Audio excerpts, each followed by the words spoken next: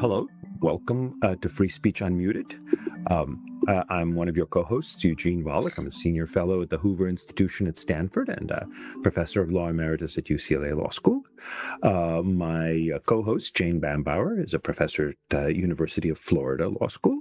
And we're very happy to have today a guest, Seth Stern, who is a former journalist, a former media lawyer in private practice, and now is the head of advocacy for, the chief of advocacy at the Freedom of the Press Foundation.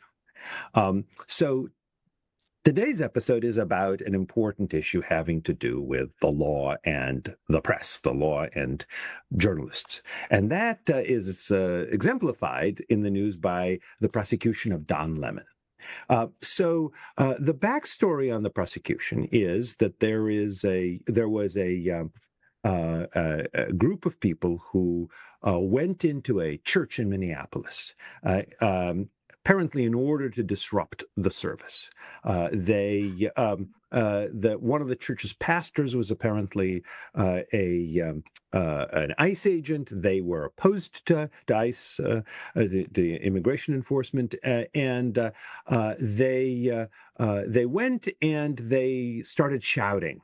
During the church service, they were shouting "ICE out." They were apparently, allegedly, according to the indictment, they were screaming Nazi in congregants' faces, asked child congregants, quote, "Do you know your parents are Nazis? They're going to burn in hell," and allegedly physically obstructed people leaving the service, physically obstructed people going to try to pick up their children in the daycare. Allegedly physically obstructed the pastor and demanding that he answer questions and such. So they are being prosecuted. So far, we're just talking right now about the alleged obstructors themselves. They're being prosecuted under two federal statutes. One statute is called the FACE Act, the Federal Abortion Clinic Entrances Act.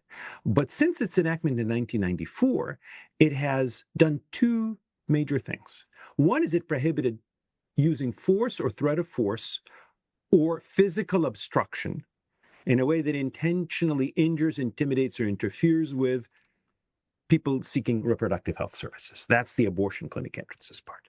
But as part of the very same bill, presumably as sort of a political deal, it also applied the same rule to people exercising their right of religious freedom at a place of religious worship. So it equally prohibits use of force or threat of force or physical obstruction in order to interfere with abortion clinics and in order to interfere with churches and other places of worship. So the allegation is that there was a violation of that. There was also an allegation that there was a conspiracy to oppress any person in the free exercise or enjoyment of any right or privilege secured to him by the Constitution or laws of the United States. And that right or privilege was the right protected by the FACE Act. Apparently, at least the strongest argument for the federal government here is not that they were interfering with religious freedom as such, because under the First Amendment, because the First Amendment only protects against governmental intrusions on religious freedom. So if somebody just interferes with a church service, that's probably not a violation of this law, Section 241, conspiracy against rights. But the FACE Act does secure a federal right to be free from these intrusions by statute, not by the Constitution directly, and the conspiracy against rights statute prohibits conspiracies against rights secured by federal law and not just by the federal Constitution. So that's the prosecution of the alleged obstructors. Now, where does Don Lemon fit into this? So Don Lemon is a longtime journalist, used to be with CNN, now is out on his own, and he apparently was, certainly allegedly, was present at certain organizational meetings of this group, recorded and live streamed that, although being careful to maintain operational security by not disclosing where they were going. Then drove at the same time as they did there, accompanied them inside, and while the obstructors were obstructing, he was recording and live streaming. And the allegation is also he did some obstruction himself, just physically. His physical presence was obstructive, that he went up and he was involved in the obstruction of the pastor, allegedly. But the main argument is that he was essentially conspiring with them to violate the underlying law. So the government's claim is not just that he was there filming it, not just that he was perhaps trespassing in the church, that would just be a state trespassing prosecution, but that he was actually involved in a conspiracy with the obstructors, and that the First Amendment doesn't give anybody, whether, by the way, a professional journalist working for CNN or not. I think it's quite clear that the fact that he is not currently employed by a major news outlet does not reduce his rights in any way. But the government's argument appears to be that the First Amendment does not give journalists the right to violate valid speech-neutral criminal laws, including, in this case, conspiracy law, that doesn't give them a right to conspire with the criminals, even though it does generally give them a right to record what criminals are doing if they happen to come across it. So that's the shape of the argument. So the government does have to prove the elements of the offenses, right? It can't just say, well, the obstructors were responsible. You, Don Lemon, were accompanying them. You're responsible too. For conspiracy, it has to show an agreement, express or implied, between Lemon and the obstructors. It also has to show the common purpose, at least purpose to accomplish the underlying act, whether or not the motivations are identical. And if it does claim, or to the extent it does claim that Lemon was independently obstructing them, it has to show the elements as to him as well. And so one of the questions is, are the elements shown? I suppose another question is whether, even if they are shown, does he have some sort of First Amendment defense? So those are the issues that I think are raised here. At least that's my general sense. But I'd love to hear, Seth, what you think about this, both about the summary of the prosecution and your thought about how it should be legally analyzed, and of course, Jane as well, and we'll have a conversation about it. Sure. Well, thanks so much for doing this and for having me on. I think we need to walk back a bit and think about just how abnormal this is. This sort of inverts the way prosecutorial discretion usually works when it comes to journalists. Eugene, you mentioned trespass laws. At the state level, we do sometimes see journalists prosecuted for trespass, whether they entered a private building, a crime scene, a government building, a closed public park, whatever it may be. We sometimes see journalists prosecuted for entering a public roadway to get a better shot than they could get from the sidewalk. Those prosecutions are unusual, though, and more often than not, they are dropped long before they get to trial, because prosecutors sort of come to a realization that it is not necessarily in the public's interest to be spending our time and resources going after journalists who are only attempting to document the news. So normally the expectation is prosecutors would only go after a journalist when absolutely necessary, under some unique set of circumstances that makes prosecuting a journalist a good use of prosecutorial resources. And there is an understanding, at least we hope, that prosecuting journalists where not absolutely necessary has a detrimental effect for society, for our constitutional rights, for our First Amendment freedoms, for the public's interest in having access to reporting on newsworthy events. Now, instead of a situation where, even if the journalist technically did commit the misdemeanor of jaywalking, under the circumstances, we are not going to go after that journalist. We're seeing a Department of Justice that is instead looking for any way it can to find a reason to prosecute journalism and news gathering. They are stretching the boundaries of laws that have never been used in this way before, coming up with creative legal theories to attempt to prosecute journalist sources, and chill the right to gather news, which to me is just in the big picture concerning. When it comes to this case in particular, no, I don't think that the elements are satisfied, putting prosecutorial discretion aside and just looking at it in isolation. I don't think that Don Lemon or Georgia Fort, another independent journalist from Minnesota who was also charged with essentially the same thing, I don't think that they had the requisite intent to disrupt a religious service. Their intent was to cover news. Journalists don't get to choose when and where the news is going to take place. Also, if you look at the defined terms within the statute, and I don't have it in front of me, too many browser tabs, so this is a paraphrase, but interfere, I believe, is defined to as physical interference. Intimidate is defined to essentially mean a reasonable perceived threat of bodily harm or something to that effect. There's a threaten. I don't think anyone's claiming Don Lemon threatened anyone or Georgia Fort threatened anyone. There is a injure element nobody they certainly didn't injure anybody. And there also is the First Amendment sort of carve out from the statute. So when you look at all of those elements, I don't think the government could satisfy those legal elements. I suspect that is why the judge that they initially sought to have issue these charges declined to do so.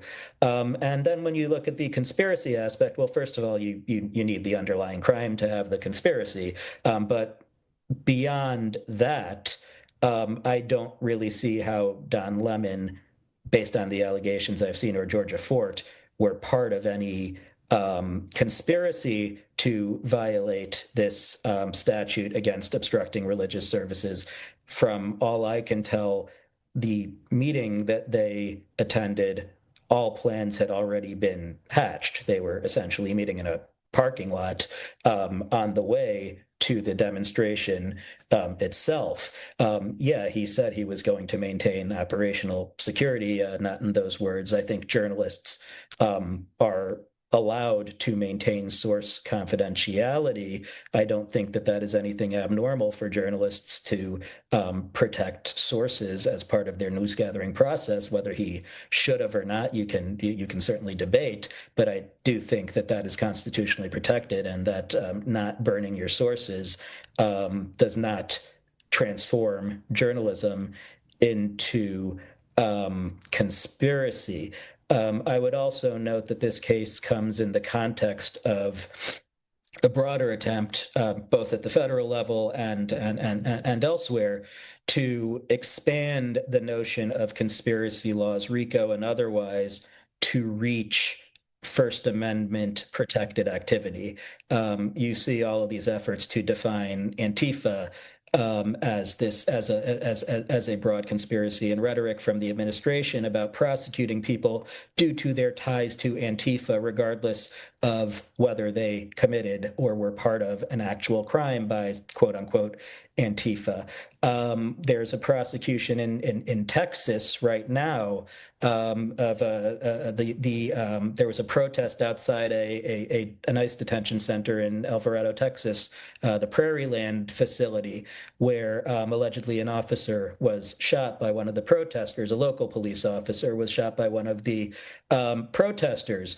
And one of the protesters there had some anarchist zines in her home, pamphlets espousing anarchist ideology, not anything connected to the actual protest itself, political essays, essentially.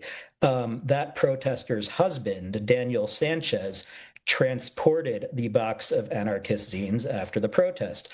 Maybe he was afraid that officers would see those zines and hold them against his wife. I don't know. But all he did was transport a box of constitutionally protected literature.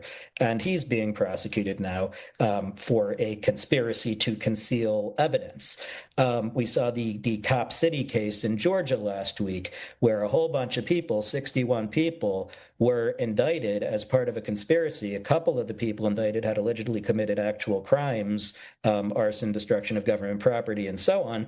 But those people in the indictment weren't distinguished from folks who had just held press conferences or distributed literature, talked to the media. So we're seeing this effort extending well beyond this case to expand the scope of these amorphous conspiracy laws to rope in First Amendment activity in ways that use the, again, ambiguities in those laws to attempt to criminalize otherwise constitutionally protected conduct. And I see this case as sort of an extension of that. Great. Thanks very much. Jane, what do you think? So I want to pick up eventually on the discretion problem, the problem of prosecutorial discretion that Seth started with. That's where I thought we were going to spend most of our time. But I have to admit, I am now confused. I did not read the indictment carefully. And so I wonder if we could first spend a little bit of time figuring out whether there's agreement among the three of us about whether Don Lemon specifically violated the text of the FACE Act, or conspired, or if others violated the FACE Act and Don Lemon conspired with them ahead of time. Eugene, do you have a sense do you want to add more detail than you've already given about Don Lemon's specific role, or even interpretations that we may already know how the FACE has applied before, the FACE Act has applied before? The allegations are that there was behavior that was both physically obstructive and that was threatening. So for example, I'm sorry. Let me pull up the correct blog post on the subject, because I excerpted it into two separate posts. So they allegedly, the people who had intruded into the church were perceived as being threatening by the people in the church. But not a ridiculous thing to think that if somebody is sort of charged in and to an event is shouting you down, that they may want to do more. But it's an interesting question whether that is sufficient. Then that they stood in the aisles and obstructed and interfered with the freedom of the congregants movement, approached the pastor and congregants in a menacing manner. That they. What about Lemon specifically? Do you know? Yes. Yeah. Yes.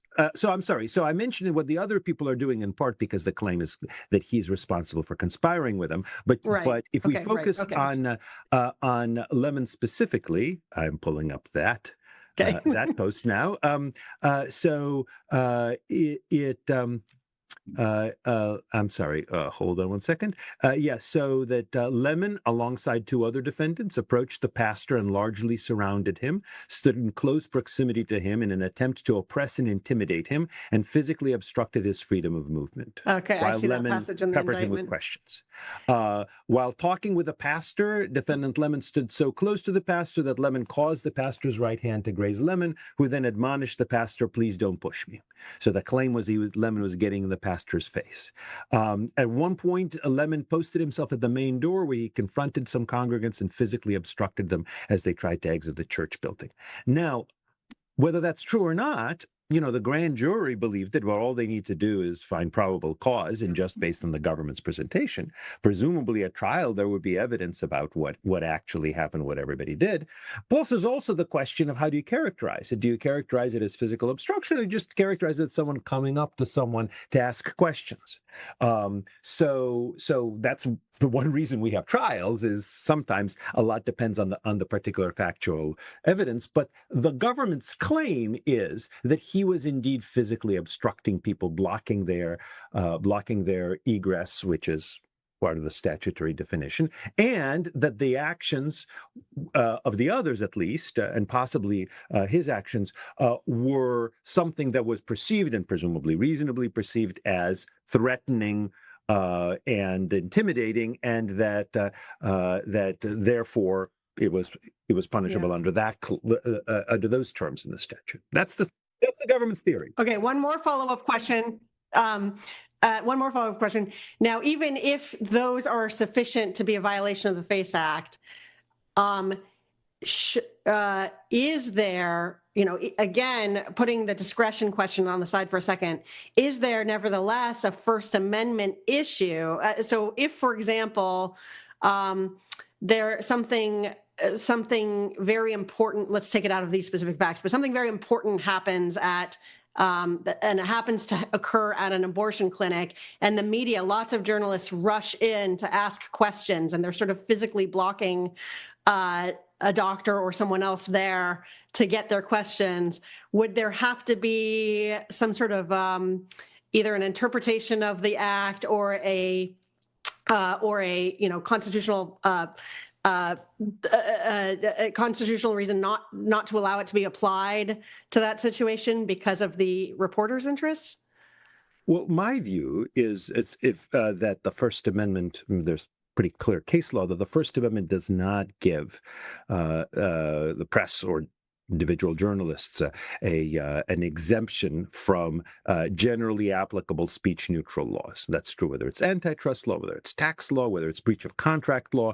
The most clear holding on this is Cohen v. Cowles Media, a 1991 case involving, to oversimplify, breach of contract. But likewise, I think it's a great hypo that you raise about abortion clinics. The other clause of the FACE Act. I would think that, say, I'm a reporter and there's something happening in an abortion clinic, I would think, I'm just as subject to the law as everybody else. I can't go in there and physically obstruct people, even if it's necessary for me to get the story. I need to come up and say, tell me. Well, it's private property. I don't think I'm entitled to just go and trespass there. But on top of that, it's private property that by federal law is specially protected against physical obstruction. So it may well be that what Lemon did was not physical obstruction. And it may be that he's not liable for the others' physical obstruction if they were physically obstructing because he didn't conspire with them, maybe. But if he did physically obstruct, I don't see how the First Amendment gives them a right to do that, especially on private property. That's my sense. But Seth, tell me what you think. Tell us what you think. Tell our audience what you think. Well, I'll start with the obstruction point. I really don't think that the courts should be in the business of parsing how close a journalist can stand to someone they're interviewing. I think that would raise some constitutional problems. One thing that came to mind was state halo laws that have been at issue in various states and mostly stricken down. I'm sorry, state what laws? Tell us what that means. They are laws where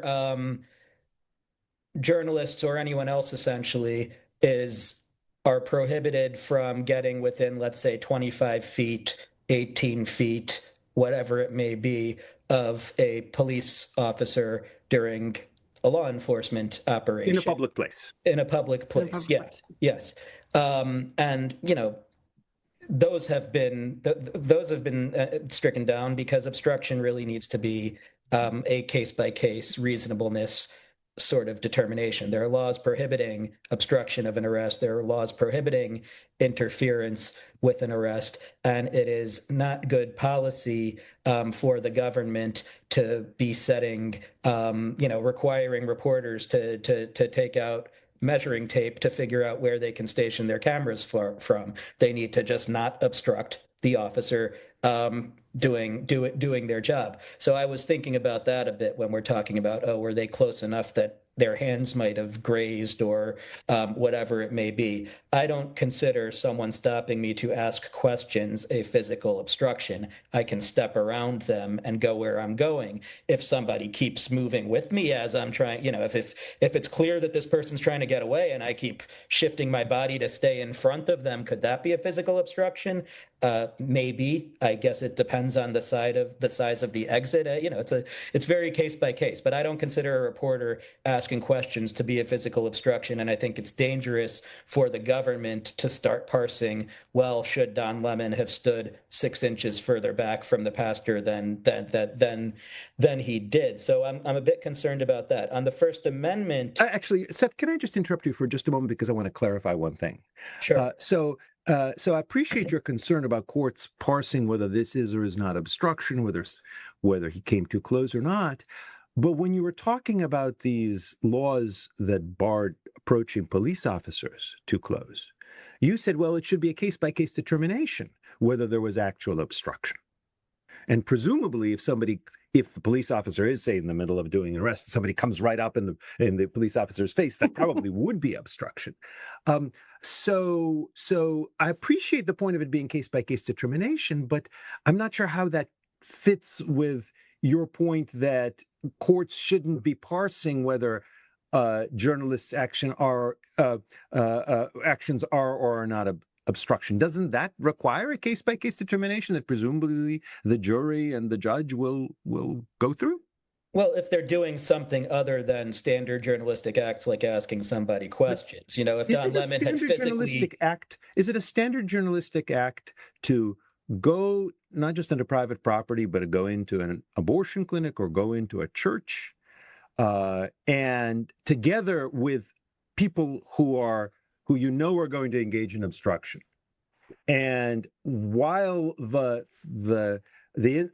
service is being interrupted by that, then go up together with other people to the pastor, let's say, and start peppering him with questions. It just doesn't seem that standard. I've never heard of this ever happening before. I think because by and large, my sense is that most media outlets don't usually ride along with people who are committing crimes, and don't usually, therefore, kind of even physically accompany, whether or not they're conspiring, those people in disrupting a church service.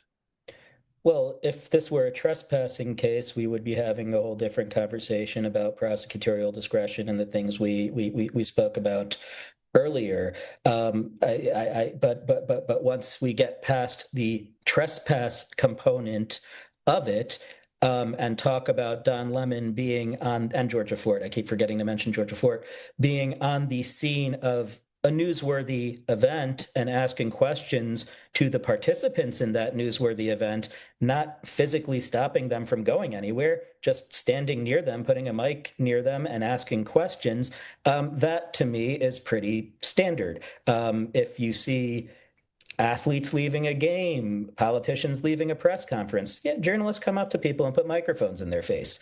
They're free to walk around the journalists, and they often do. I don't consider that to be a physical obstruction. And regardless of whether you think Don Lemon should have been on the church property in the first place, when we're looking at the text of the federal law at issue, I personally don't want to see the government determining what is and is not an obstruction based on a distance a journalist stood from a news subject while asking questions. Again, if Don Lemon had done something outside of what reporters asking questions do every day, if he had physically stopped the pastor from moving, if he had laid hands intentionally on the pastor, if he had assaulted the pastor, if he had actually blocked a doorway, I don't know, taken all of his camera equipment and made it so it was impossible to get around him, there are hypothetical questions where the case might be different. I agree. Journalists aren't exempt from generally applicable laws. But in the framework of this statute and this particular context, or any context really, the idea that standing close to people and asking questions can be considered an element of this crime or any crime is quite concerning. Great. Thanks very much. And I'm sorry, I interrupted to try to clarify this question about case-by-case determination. When you're just about to go into the First Amendment analysis, I want to make sure you had the opportunity to do that. Oh, there, I just wanted to note, because we were sort of framing the issues up for Jane, in addition to the First Amendment protections that are just inherent in the Constitution superseding, there is a provision in this statute that it should not be construed to prohibit any expressive conduct, including peaceful picketing or other peaceful demonstration, protected from legal prohibition by the First Amendment to the Constitution. So just that's in the statute. It should be part of the conversation. Right. And the fact that there's a savings clause, or maybe even something that goes beyond a savings clause, it sounds like should be part of it. Yeah. Okay. Right. So, although I should just to be clear, there is this clause. I'm not sure it goes beyond it in the sense of providing extra protection beyond the First Amendment. It just sort of acknowledges the First I'm Amendment. not sure that right. I'm not sure or peaceful picketing or other peaceful demonstration or other expressive conduct. But it is interesting. I mean, peaceful picketing inside of private property does, I suppose, go beyond the First Amendment. Yeah. I'm pretty sure that peaceful picketing indeed is not protected from legal prohibition by the First Amendment if you're doing it inside. Yeah. But I appreciate Seth's point that the drafters acknowledged that there could be First Amendment problems raised with prosecutions that go after constitutionally protected behavior, and they wanted to kind of signal that they acknowledged that. And the question really here is whether this was constitutionally protected. Okay, good. So now, if you don't mind, I do want to go back to the discretion question, and maybe even just to take for a minute to take this out of the federal enforcement and the FACE Act specifics. Let's imagine this is a state prosecution of trespass law or something like that, just, so that we don't have to go back to those details about this particular act. Seth, I heard you say that, as a matter of kind of pragmatism and principle, even if not technical First Amendment law, prosecutors generally wouldn't, or they'd be very reluctant to enforce against a reporter who seems motivated, at least, appears to be motivated to do journalism rather than activism. And so I'm wondering, well, first of all, let's clarify, as a matter of First Amendment law, though, the sort of retaliatory prosecution claims that a journalist might bring would go nowhere. I think, do we all agree on that? I think there's a wrinkle for retaliatory arrest. But if the claim is, as a journalist, yes, I did violate this generally applicable law, but your decision to prosecute me is subjectively based on your dislike of my message.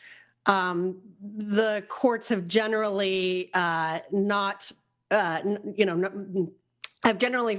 dismissed that kind of First Amendment challenge. Is that right? Well, so if I could offer a friendly amendment, selective prosecution claims are indeed very hard to prevail on. They're potentially viable if you can show that the reason that this person was prosecuted was his politics and not his violating the law.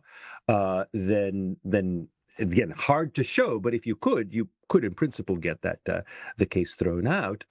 Part of the problem is even if probable cause for a generally applicable law. Right. Yes. Okay. So probable cause would prevent a lawsuit for retaliatory arrest, but I don't believe it would essentially prevent a selective prosecution defense. There's a case. Got it. It's a defense, but not States. Got it. You can't proactively use it to get your own redress. Okay. That's interesting. Okay. Right. Oh, so it's possible. There's a case called Waite v. United States, which actually rejected a selective prosecution claim, but recognized that it was in principle available if you had the evidence. Part of the problem, though, is if somebody is committing a crime, we assume that probably prosecutors may well go after him. The clearest argument is if it's a crime that nobody has ever, people commit all the time, and then nobody's ever jaywalking example. And it so happens that the only person was somebody who was a political enemy. Sure, that could be a pretty powerful argument, but this is, the underlying statutes are used pretty commonly. And I don't see any comparators. Look, here are all of these people. Here were some conservatives who charged into a mosque and shouted anti-Muslim slogans, and there was a conservative journalist, and he accompanied them, and nobody did anything to him. I mean, I don't know of any such fact pattern. Again, I don't know of any time where journalists have gone in together with disruptors of a religious worship service and then recorded it.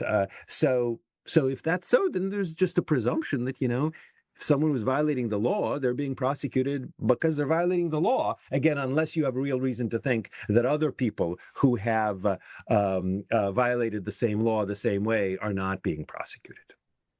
Does that make sense to you, Seth?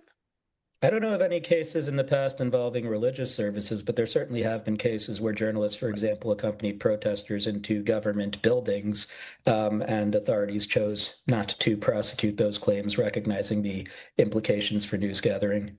Right. So well, that might be interesting. Again, the further away something is from the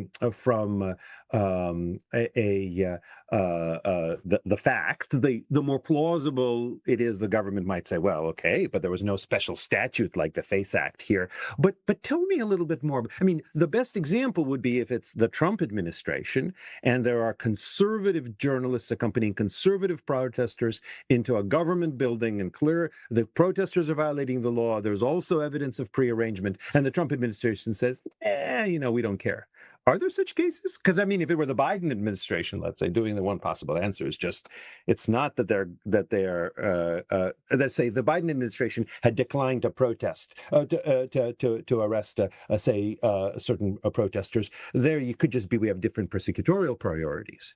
So do we have examples of where, let's say, conservative journalists and conservative protesters were not gone after under similar fact pattern by the Trump administration? I suppose that if they were not gone after, I wouldn't know about it. So right, that is sure. part of the problem, right? Right, maybe it is. It just, I mean, I can imagine that maybe like being this true is. for, I'm sorry. I wonder.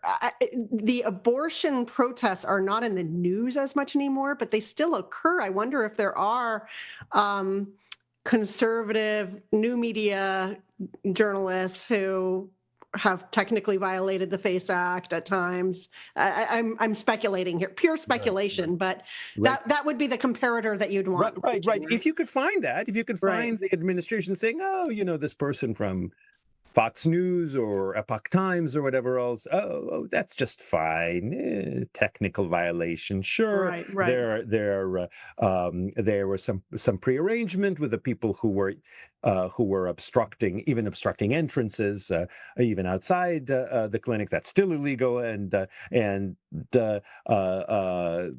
but we think it's just fine. Yeah, that would be potentially evidence of selective prosecution.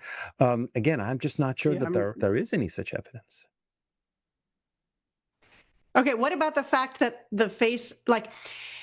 does the First Amendment or any other, part of human logic suggest that one of the problems here is that the FACE Act picked a specific type of obstruction and a specific type of trespass and made it literally made a federal case out of it, super duper trespass and super duper obstruction.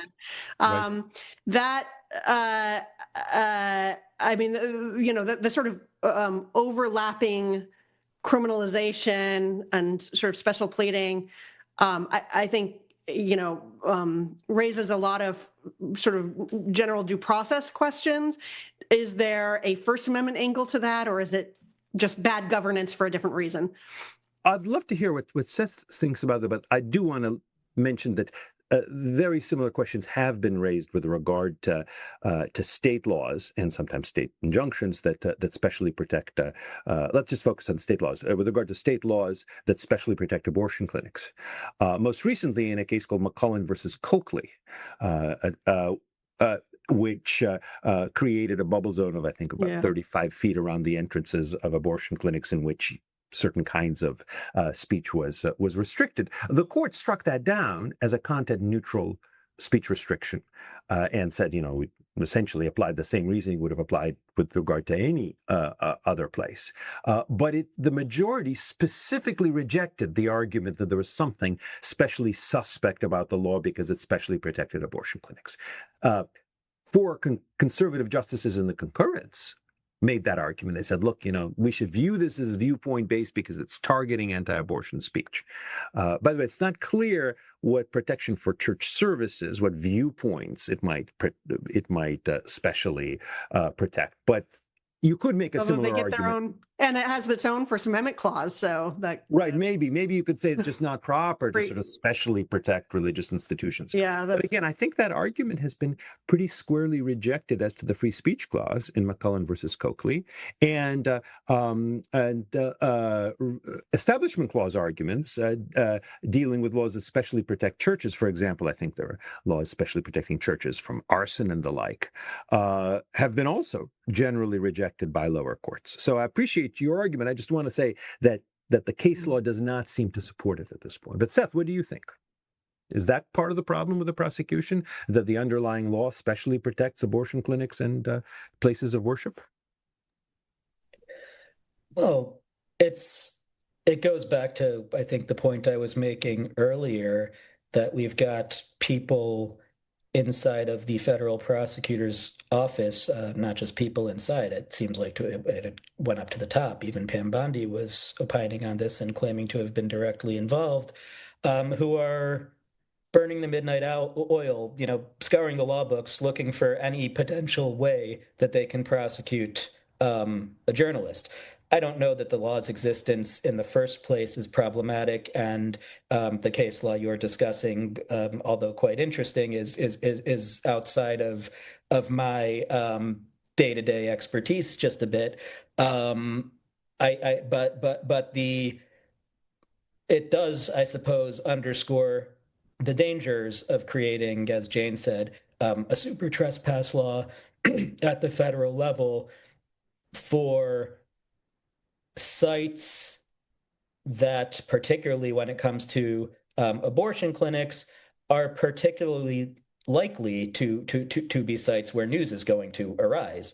I don't know that you can anticipate that an ICE agent is going to be the pastor at a church in the middle of an uproar in Minneapolis over officer-involved shootings. That's a little unpredictable, but you can pretty easily predict that in the midst of the national debate over abortion that has been going on for decades, that there are likely to be protests, demonstrations at abortion clinics, that those protests are likely to be newsworthy, and that there should be perhaps some room given for people to exercise First Amendment rights when at the center of a major public debate. So, thinking through it, I suppose I'd question the wisdom of the legislation on that point. I don't know if it's something that makes it unconstitutional as opposed to just ill-advised. It sounds like you've looked into the case law on that, and the majority has held that it is not unconstitutional. But yeah, I don't think it is a great idea to specifically restrict rights that can impact news gathering at sites where news is particularly likely to happen. Yeah. One more question for you, Seth. So I think all three of us at various times, well, I think one thing we all agree on is that there is not, under the First Amendment, and should not be, a distinction between journalists and others who want to observe or in their own way contribute to public discourse. But then I guess that raises the question for me of how, even if we expect the state to have some discretion and not go after journalists, how we avoid letting that discretion become a kind of hall pass or get out of jail free card for anyone who wants to claim to be a journalist when they're not. Seth, I know, having worked on the Burke case with you and other things, I know that you think about this a lot, but are you worried at all about incentivizing or sort of allowing, basically incentivizing false claims of journalism to kind of make normal law enforcement harder. No, not particularly. To the extent there is such a concern, I think it is outweighed by the benefits of having more people documenting news. I prefer to look at journalism as an action, not a job title. I'm not concerned with whether somebody is a card-carrying journalist or not. I am more concerned with whether they are there to document or there to participate. I'm also not concerned with their ideological sympathies. A lot of people, when they're attempting to distinguish journalists from non-journalists, they rely on concepts like objectivity and neutrality. Those are industry norms. Those aren't constitutional prerequisites for protection of the news gathering process. Objectivity is really something that was invented so that the Associated Press could create content that appeals to audiences in both New York and Alabama. It was a business-driven consideration that over time, I think, has sort of morphed into an ethical norm. It has no bearing whether you think Don Lemon was sympathetic with the protesters or not, or whether you think the reporter who covered the abortion clinic protest is sympathetic with the protesters or not on their constitutional protections. The question is, were they there to observe? Were they there to document? Or were they there to commit whatever criminal act is being charged?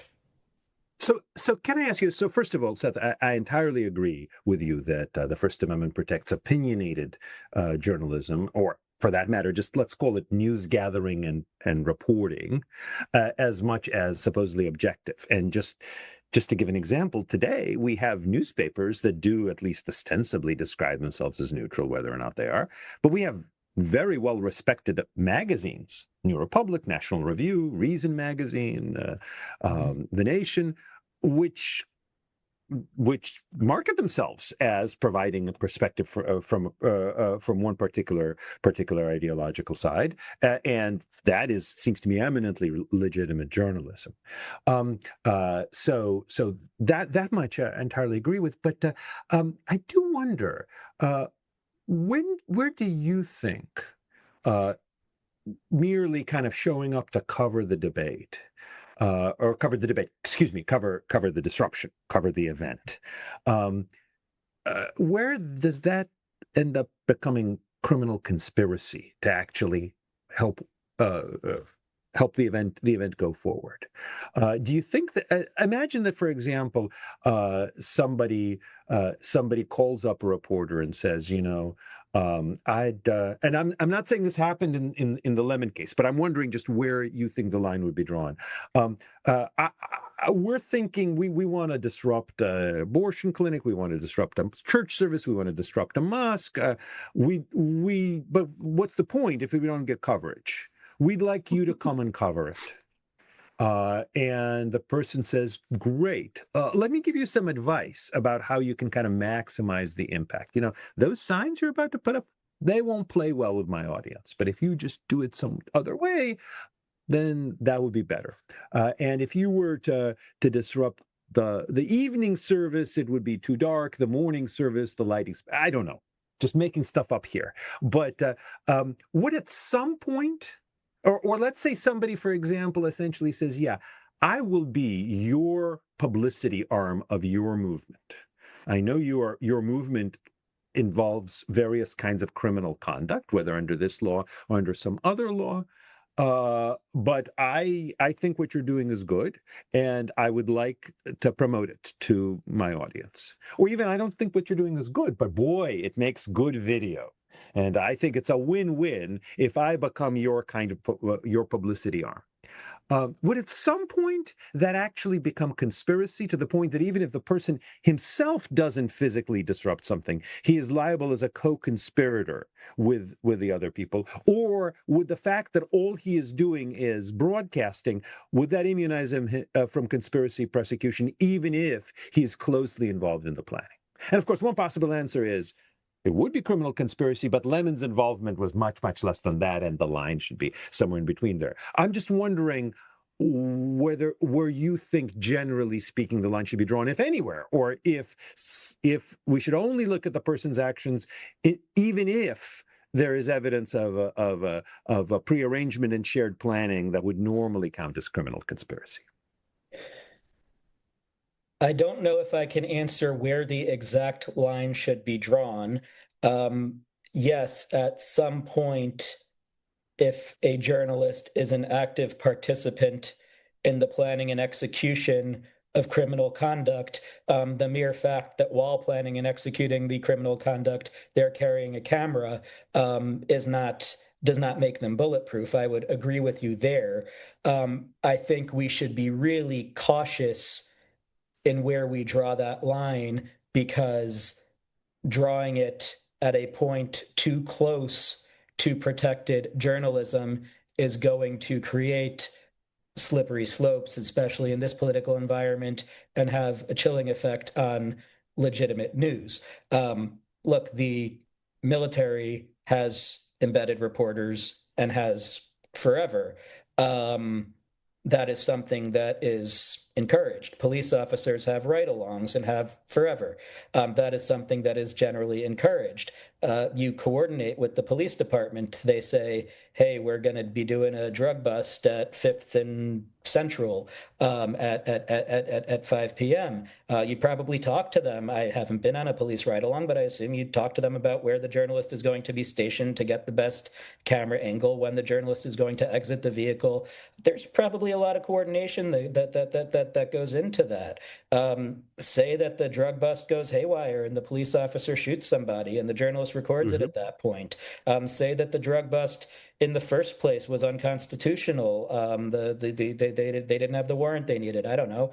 Are we going to at some point make the journalist culpable? And I recognize we're talking about a totally different legal landscape because it's government action, but philosophically, do we want to discourage embedded reporters? Do we want to make that a journalistic impossibility? And same thing, and I know it's legally distinct, but I'm talking about where we draw the line when you talk about journalists embedding with activists, with protesters. We saw in New York, there was a case involving Alexa Wilkinson, and we can debate whether she was there in a journalistic capacity or an activist capacity, but she accompanied protesters who spray painted the New York Times building, graffitied the New York Times building over its coverage of the Israel-Gaza war. The slogans they spray painted were not, I wouldn't call them anti-Semitic, they were anti-war slogans, but she was charged along with them with a hate crime. It's one thing whether she should have been charged along with them for vandalism or for trespass, but being charged with a hate crime, sort of assuming that you can, even first of all, putting aside whether the protesters themselves committed a hate crime, but in taking that intent and placing it in the heads of someone who was there to just document, that's problematic. Last year, we saw Senator Tom Cotton and others encourage investigations of news outlets that purchased photographs from Palestinian journalists that they claimed were present during the October 7th attacks. There was no evidence that those journalists were part of the plans for October 7th. There certainly was no evidence that the news outlets that purchased their photographs knew about it. And yet there was this attempt to connect dots between someone at the Associated Press who paid a freelancer for a photograph and this attack on Israel on October 7th, 2023, merely because a photographer was present. And I'm not looking to, debate the intricacies of those particular cases, but what I'm saying is there's a slippery slope here, and there is an environment where people are looking to play 6 degrees of separation and connect dots to find a way to rope journalists into conspiracies. And I think prosecutors, if they want to be responsible, should be careful about the extent to which they encourage that kind of thinking. So to go back to your original question, I don't know exactly where to draw that line. I would have to see out of the hypotheticals you alluded to, the last one where the reporter just said that would make good television. I don't know that gets there. The first seemed to me a little bit more borderline, but I'd really have to think about it a little more. But I think that, just as prosecutors have traditionally over the years been hesitant to charge a journalist with trespassing or jaywalking just because they could meet the legal elements, that same mentality should govern when you talk about roping journalists into conspiracies. It's just a dangerous, slippery slope. Got it. Well, Seth, thank you so much for your comments. Jane, do you have any parting words? No, this was great. Thank you so much, Seth. Yes. To both of you. Very much appreciated, Jane. Thank you. Always a great pleasure to be on with you. And Seth, this time was a great pleasure. I'm sure. I hope we'll have that great pleasure again in the future. Same here. This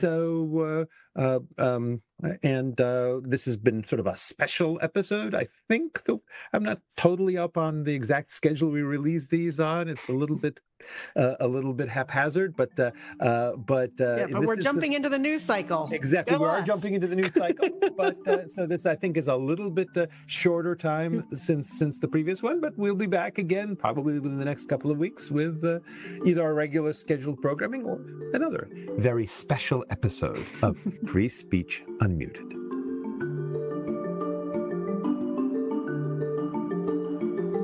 This podcast is a production of the Hoover Institution, where we generate and promote ideas advancing freedom. For more information about our work, to hear more of our podcasts, or view our video content, please visit hoover.org.